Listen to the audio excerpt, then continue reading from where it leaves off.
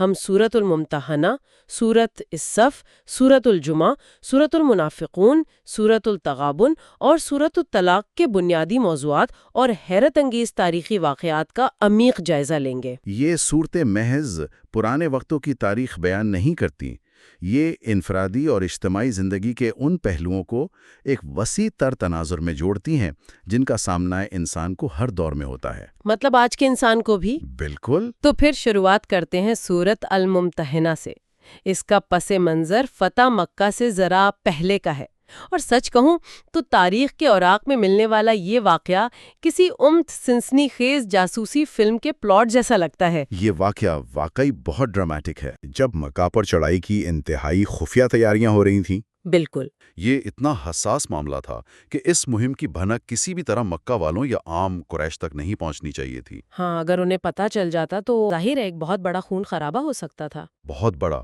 لیکن عین اسی وقت مسلمانوں کی اپنی صفوں کے اندر ایک ایسا واقعہ پیش آتا ہے جو اس پوری مہم کو عام شیڈڈ خطرے میں ڈال دیتا ہے۔ جی، اور یہ واقعہ واقعی حیرت انگیز ہے۔ ایک صحابی ہیں حاطب بن ابی بلتعا، وہ قریش مکہ کی طرف ایک خفیہ خط لکھ دیتے ہیں جس میں ان تمام تیاریوں کا کچا چٹھا اور مدینہ کے ارادوں کی عام اطلاع دی گئی تھی، جو کہ ایک بہت ہی خطرناک بات تھی۔ یہ واقعی ایک چونکا دینے والا موڑ ہے۔ ایک ایسا شخص جو بدر کی جنگ میں شامل تھا، وہ اچانک یہ جاسوسی کا قدم کیوں اٹھاتا ہے؟ حاطب کا یہ قدم کسی بغاوت یا غداری کے زمرے میں نہیں آتا۔ یعنی ارتداد نہیں تھا؟ جی، دین سے پھرنے کی وجہ سے نہیں تھا۔ جب ہم اس کی نفسیاتی گہرائی میں جاتے ہیں تو پتہ چلتا ہے کہ اس کے پیچھے خالصتاً انسانی کمزوری اور اپنے خاندان سے شدید محبت کار فرما تھی۔ وہ کیسے؟ حاطب کے اہل و عیال مکہ میں تھے اور ان کا وہاں کوئی ایسا با اثر قبیلہ نہیں تھا جو انہیں تحفظ فراہم کر سکے۔ انہیں یہ خوف تھا کہ جنگ کی صورت میں ان کے بچے مارے جائیں گے۔ تو انہوں نے یہ خط اس امید پر لکھا کہ شاید مکہ والے اس احسان کے بدلے ان کے خاندان کو کوئی نقصان نہ پہنچائیں۔ بالکل یہی بات تھی، اور جب یہ بات سامنے آئی اور ان سے پوچھا گیا تو انہوں نے پوری سچائی سے اعتراف کیا کہ ان کا مقصد اسلام کو نقصان پہنچانا ہرگز نہیں تھا۔ یہ تو ایک انتہائی پیچیدہ صورتحال بن گئی، اور اس خط کو بھیجنے کا جو طریقہ اختیار کیا گیا وہ بھی کمال کا تھا۔ ہاں، وہ طریقہ کار کی کافی حیرت انگیز تھا۔ تاریخ بتاتی ہے کہ حاطب نے یہ خط سارا نامی ایک عورت کے حوالے کیا جو گانے بجانے کا کام کرتی تھی، اور اس نے وہ خط اپنی بالوں کی منڈیوں میں اپنی گھنی چوٹیوں کے اندر چھپا لیا تاکہ کسی کو شک نہ ہو۔ لیکن پھر وحی کے ذریعے اس خفیہ منصوبے کی اطلاع مل گئی، اور پھر حضرت علی اور حضرت زبیر کو فوراً اسے پکڑنے کے لیے روانہ کیا گیا۔ جی، انہوں نے راستے میں سارا کو روکا، تلاشی لی اور بلا آخر خط برآمد کر لیا۔ اب اتنی بڑی سیکیورٹی بریچ کے بعد تو کسی بھی عام نظام میں سیدھی موت کی سزا بنتی ہے۔ ہاں، بنتی تو ہے، اور یہی وہ مقام ہے جہاں قانون اور انسانیت کے درمیان ایک بے مثال توازن دیکھنے کو ملتا ہے۔ مطلب معافی کا پہلو؟ بالکل۔ جب حاطب کی نیت واضح ہو گئی تو انہیں معاف کر دیا گیا۔ معافی کا یہ فیصلہ ایک بہت بڑا اصول طے کرتا ہے کہ ہر غلطی کی نوعیت ایک جیسی نہیں ہوتی۔ قانون پر عمل درآمد اندھا نہیں ہونا چاہیے۔ حالات اور پس منظر کو دیکھنا چاہیے۔ حالات، پس منظر اور سب سے بڑھ کر نیت کا عمل دخل بہت اہم ہوتا ہے۔ انسان آخرکار انسان ہے اور جذبات کے ہاتھوں مغلوب ہو سکتا ہے۔ واقعی یہ جذبات اور اصولوں کے ٹکراؤ کی ایک زبردست مثال ہے۔ اچھا، اسی سورۃ الممتحنہ میں ایک اور حصہ بھی بہت دلچسپ ہے جو خواتین کے بارے میں ہے۔ جی، ان خواتین کے بارے میں جو ہجرت کر کے مدینہ آتی تھی۔ ہاں، ان کی جانچ پڑتال کے لیے کچھ خاص شرائط رکھی گئی تھیں جو انہیں بیعت یعنی حلف کی صورت میں ماننی پڑتی تھیں۔ یہ بیعت اس وقت کے معاشرے میں خواتین کی حیثیت کو ایک نئی اور خود مختار شناخت دینے کا عمل تھا۔ جو خواتین ہجرت کر کے آتی تھیں ان سے عہد لیا جاتا تھا تاکہ معلوم ہو سکے کہ وہ واقعی نظریاتی بنیادوں پر آئی ہیں، کسی دنیاوی مقصد سے نہیں۔ جی، اس بیعت کی شرائط بہت واضح اور جامع تھیں۔ پہلی شرط شرک نہ کرنا تھی، پھر یہ کہ وہ چوری نہیں کریں گی، زنا نہیں کریں گی اور اپنی اولاد کو قتل نہیں کریں گی، جو کہ زمانے جاہلیت میں ایک عام رواج تھا۔ بالکل، اور کسی پر بہتان یا جھوٹا الزام نہیں لگائیں گی۔ اور اس عمل میں جو بات سب سے زیادہ قابل غور ہے وہ یہ ہے کہ یہ بیعت خالصتاً زبانی تھی، یعنی کوئی فزیکل کانٹیکٹ نہیں تھا۔ تاریخی حوالوں سے یہ بالکل واضح ہے کہ اس عہد کے دوران مصافحہ یعنی ہاتھ ملانے کا کوئی عمل نہیں ہوا تھا۔ خواتین کا یہ براہ راست زبانی عہد اس بات کا ثبوت تھا کہ وہ ایک آزاد فرد کے طور پر ریاست اور اس کے قوانین سے وفاداری کا حلف اٹھا رہی ہیں۔ تو ہم نے دیکھا کہ وفاداری کے زبانی عہد اور الفاظ کی کتنی اہمیت تھی، لیکن کیا ہو جب یہ عہد، یہ الفاظ صرف زبان تک محدود رہے اور عمل میں کبھی نہ آئے؟ یہی وہ تضاد ہے جو معاشروں کو تباہ کرتا ہے۔ جی، اور یہی سوال ہمیں سیدھا ہماری اگلی منزل سورۃ الصف کی طرف لے جاتا ہے۔ اس سورت کے آغاز میں ہی ان لوگوں کو ایک بہت سخت تنبیہ کی گئی ہے جن کے قول اور فعل میں تضاد ہوتا ہے۔ یعنی دعوے تو بہت بڑے بڑے مگر عمل کے میدان میں صفر۔ بالکل، اور اس میں پچھلی قوموں، خاص طور پر حضرت موسیٰ اور حضرت عیسیٰ کی قوموں کا حوالہ دیا گیا ہے کہ کیسے انہوں نے جان بوجھ کر حق سے منہ موڑا۔ قول و فعل کا یہ تضاد دراصل انسانی منافقت کی سب سے ابتدائی شکل ہے۔ سورۃ الصف میں یہ بات انتہائی سختی سے بیان کی گئی ہے کہ اللہ کو وہ بات سخت ناپسند ہے جو محض زبان سے کہی جائے اور اس پر عمل نہ کیا جائے۔ اگر ہم اسے ایک وسیع تر تناظر میں دیکھیں تو یہ صرف افراد کی بات نہیں ہے۔ جی، یہ قوموں کے زوال کی سب سے بڑی وجہ بنتا ہے۔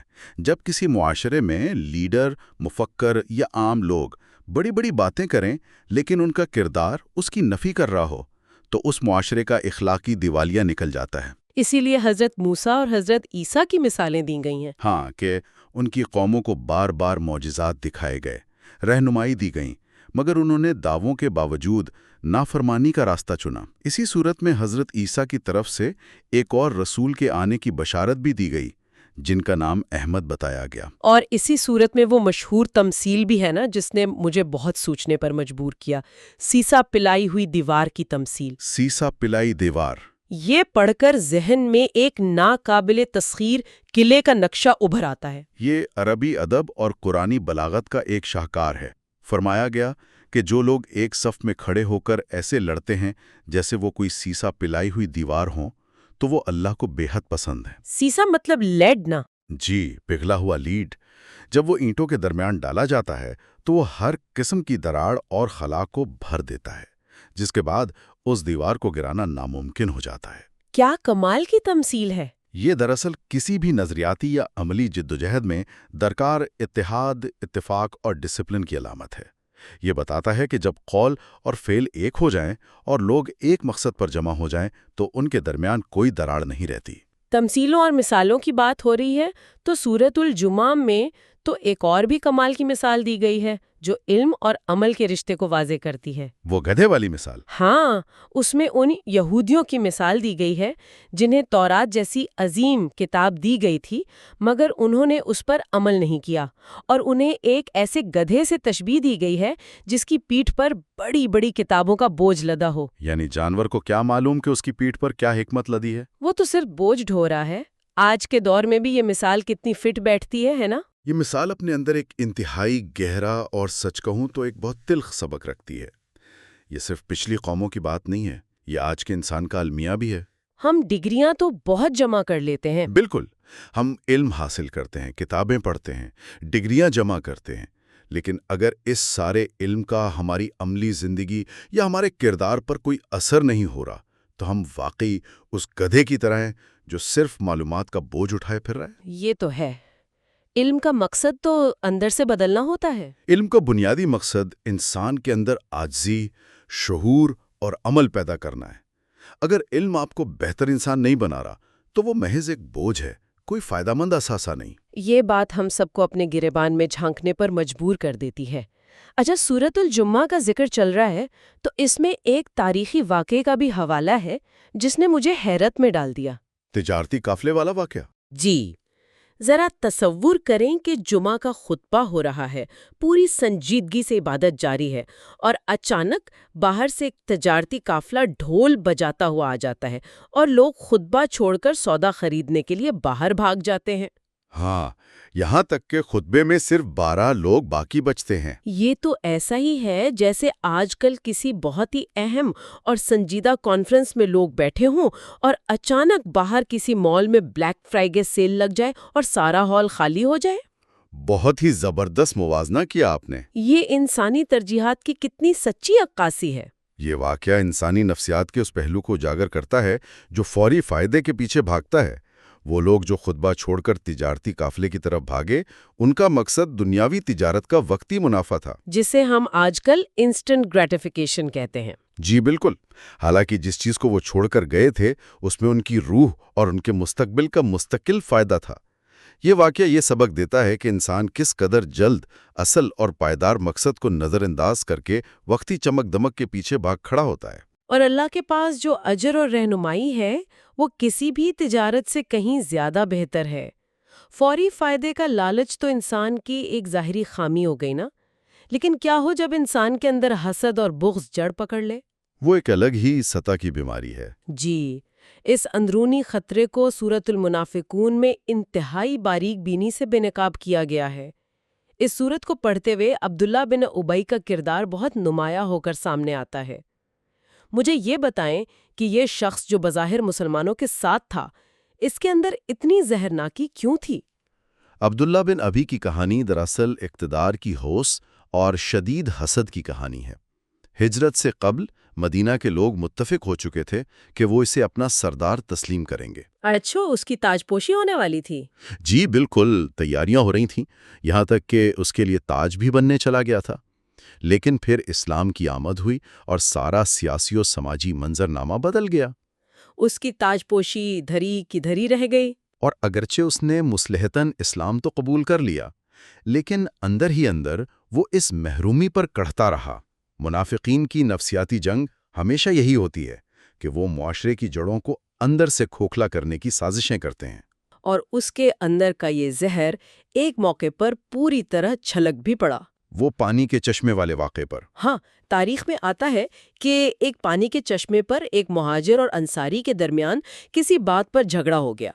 اس معمولی جھگڑے کو عبداللہ بن ابی نے ایک خوفناک آگ میں بدلنے کی کوشش کی۔ اس نے ایک انتہائی زہریلا بیان دیا تھا۔ جی، اس نے کہا کہ اپنے کتے کو پالو تاکہ وہ تمہیں کاٹے۔ یہ طنز اس نے مہاجرین کے لیے کیا تھا، اور ساتھ ہی دھمکی دی کہ جب ہم مدینہ واپس جائیں گے تو جو عزت والے ہیں وہ ذلیل لوگوں کو وہاں سے نکال باہر کر دیں گے۔ اس کا اشارہ خود اپنی طرف تھا کہ وہ عزت والا ہے اور مسلمان نعوذ باللہ ذلیل ہیں۔ لیکن اس کی بدقسمتی دیکھیں کہ ایک نوعمر لڑکے زید بن ارقم نے یہ ساری بات سن لی۔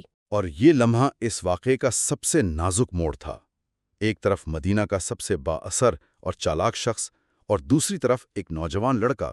تو جب زید نے یہ بات رسول اللہ تک پہنچائی تو کیا ہوا؟ عبداللہ بن ابی، جیسا کہ منافقین کا وتیرہ ہوتا ہے، صاف مکر گیا۔ اس نے قسمیں کھانی شروع کر دیں کہ میں نے تو ایسا کچھ کہا ہی نہیں۔ تو لوگ تذبذب کا شکار ہو گئے ہوں گے۔ جی، لوگوں کو لگا کہ شاید نوجوان زید کو سننے میں غلط فہمی ہوئی ہے۔ زید بن ارقم اس صورتحال سے بہت دل برداشتہ ہوئے۔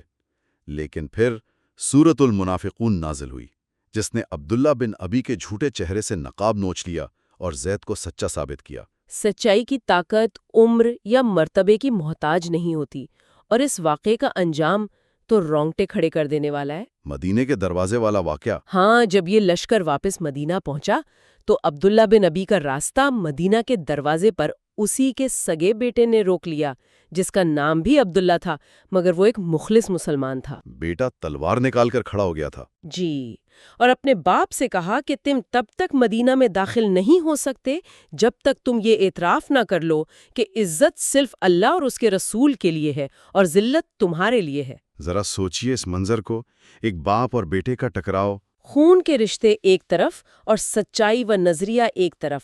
آخرکار اس مغرور شخص کو اپنی ذلت کا اعتراف کرنا پڑا، تب جا کر اسے اندر جانے کی اجازت ملی۔ یہ واقعہ ظاہر کرتا ہے کہ جب بات اصول اور حقانیت کی آ جائے تو خونی رشتے بھی سچائی پر سمجھوتا کرنے کی وجہ نہیں بن سکتے۔ بالکل۔ اور اس صورت کا اختتام بھی ایک بہت زبردست نفسیاتی تنبیہ پر ہوتا ہے۔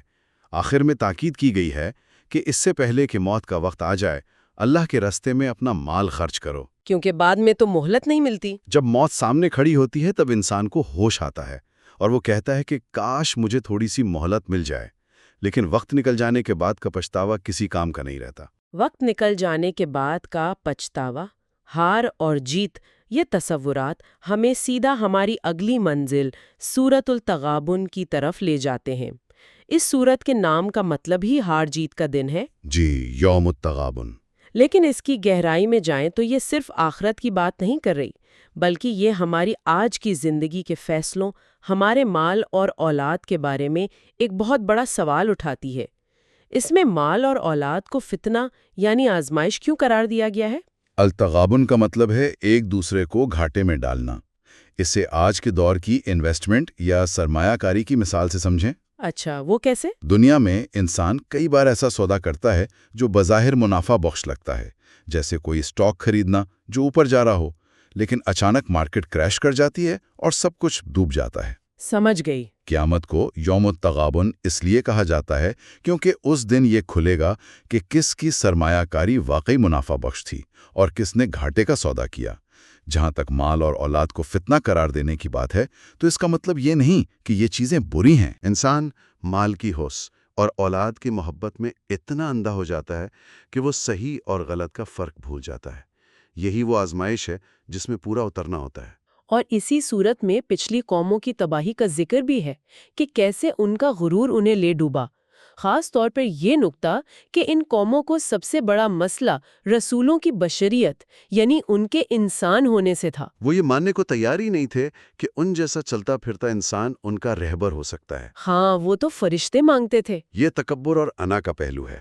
وہی تسلیم کرنے میں اپنی توہین محسوس کرتے تھے کہ انہی میں سے ایک عام انسان جو بازاروں میں چلتا ہے وہ انہیں زندگی گزارنے کے طریقے سکھائے۔ یہی ذہنی تکبر ان کی تباہی کا سبب بنا۔ کائناتی نظام، ہار جیت اور تکبر کی ان باتوں کے بعد اب ہم آتے ہیں آج کے آخری لیکن سماجی لحاظ سے سب سے اہم موضوع کی طرف، سورۃ الطلاق۔ خاندانی قوانین کی بنیاد۔ جی، تاریخ میں ملتا ہے کہ مشہور صحابی عبداللہ بن مسعود اس سورت کو پیار سے منی سورۃ النساء یعنی چھوٹی سورۃ النساء کہا کرتے تھے، اور اس کی وجہ یہ ہے کہ اس میں طلاق اور عدت کے قوانین کو اتنی تفصیل سے بیان کیا گیا ہے جو اس دور کے حساب سے ایک بہت بڑا سماجی انقلاب تھا۔ زمانہ جاہلیت میں طلاق کا تو کوئی باقاعدہ نظام تھا ہی نہیں۔ ہاں، عورتوں کو محض ایک ملکیت سمجھا جاتا تھا۔ ایک مرد جب چاہتا اپنی بیوی کو طلاق دے دیتا اور جب چاہتا رجوع کر لیتا۔ اس طرح وہ عورتوں کی زندگی کو ایک لامتناہی عذاب میں مبتلا رکھتے تھے۔ اسلام نے آ کر اس پورے غیر انسانی نظام کو ختم کیا اور ایک منظم اور باوقار طریقہ کار وضع کیا۔ طلاق یقیناً ایک ناپسندیدہ عمل ہے، لیکن جب ناگزیر ہو جائے تو یہ صورت عورت کی تذلیل ہونے سے بچاتی ہے۔ بالکل۔ تو اس میں عدت یعنی طلاق کے بعد انتظار کا وقت اور مالی ذمہ داریوں کو کس طرح واضح کیا گیا ہے۔ اگر ہم ان قوانین کی گہرائی میں جائیں تو محسوس ہوگا کہ آج کی جدید دنیا نے خواتین کے جن حقوق اور ایلیمنی یعنی مالی امداد کے تصورات کو اب جا کر اپنایا ہے وہ اس صورت نے صدیوں پہلے متعارف کروا دیے تھے۔ عدت کی جو مختلف اقسام ہیں۔ جی، عام حالات میں یہ عدت 3 ماہ مقرر کی گئی ہے۔ بیوہ عورت کی عدت 4 ماہ اور 10 دن ہے۔ حاملہ عورت کی عدت کے بارے میں بالکل واضح کیا گیا ہے کہ وہ بچے کی پیدائش تک ہے، چاہے اس میں کتنا ہی وقت کیوں نہ لگے۔ اور جن عورتوں کی ابھی رخصتی نہیں ہوئی، ان کے لیے کوئی عدت نہیں ہے۔ اور جہاں تک مالی تحفظ کی بات ہے، روایات بتاتی ہیں کہ دوران عدت عورت کو اس گھر سے نکالنے کی سختی سے ممانعت کی گئی ہے۔ یہ ایک بہت انقلابی قانون تھا۔ واضح احکامات ہیں کہ دوران عدت عورت کو اسی گھر میں رہائش دی جائے جہاں وہ پہلے رہتی تھی اور اسے بے دخل نہ کیا جائے۔ اس کے تمام اخراجات شوہر کی ذمہ داری ہوتے ہیں۔ جی، اور اگر وہ حاملہ ہے تو بچے کی پیدائش تک اس کے تمام اخراجات شوہر کو اٹھانے ہوں گے۔ اس سے بھی بڑھ کر ایک بہت ہی خوبصورت قانون یہ ہے کہ اگر بچہ پیدا ہونے کے بعد ماں اسے دودھ پلاتی ہے تو وہ اس کا معاوضہ طلب کرنے کا حق رکھتی ہے۔ کیا بات ہے، یعنی رشتہ ٹوٹنے کے بعد بھی حقوق کی ادائیگی۔ باپ پر لازم ہے کہ وہ اپنی استطاعت کے مطابق یہ معاوضہ ادا کرے۔ یہ اس بات کی روشن دلیل ہے کہ رشتہ ٹوٹنے کے بعد بھی نفرت کے بجائے مالی اور اخلاقی حقوق کی ادائیگی کو اولویت دی گئی ہے۔ جیسا کہ ہم نے سورۃ الجمعہ کی اس گدھے والی مثال میں دیکھا کہ صرف علم کا بوجھ اٹھانا کافی نہیں ہے۔ اصل کمال یہ ہے کہ انسان اس رہنمائی کو سمجھے، اسے اپنے رویوں میں اتارے اور اپنی روزمرہ کی ترجیحات کو درست کرے۔ علم جب تک عمل میں نہ ڈھلے وہ انسان کو اندر سے نہیں بدل سکتا۔ بالکل صحیح کہا آپ نے۔ یہ بات ہم سب کے لیے ایک زبردست سبق ہے۔ اور اب اختتام کی طرف بڑھتے ہوئے ایک آخری خیال جو ہم سب کو اپنے ذہنوں میں رکھنا چاہیے۔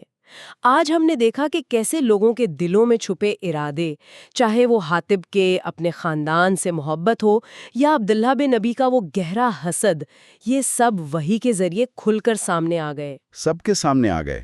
تو ذرا تصور کیجئے اگر آج ہمارے روزمرہ کے ارادے، ہماری نیتیں اور وہ خیالات جو ہم مسکراہٹوں کے پیچھے چھپائے رکھتے ہیں اسی طرح ایک کھلی کتاب بن کر دنیا کے سامنے آ جائیں، تو کیا ہمارے رشتے، ہماری دوستیاں اور ہمارے سماجی رویے بالکل ویسے ہی رہیں گے جو آج ہیں؟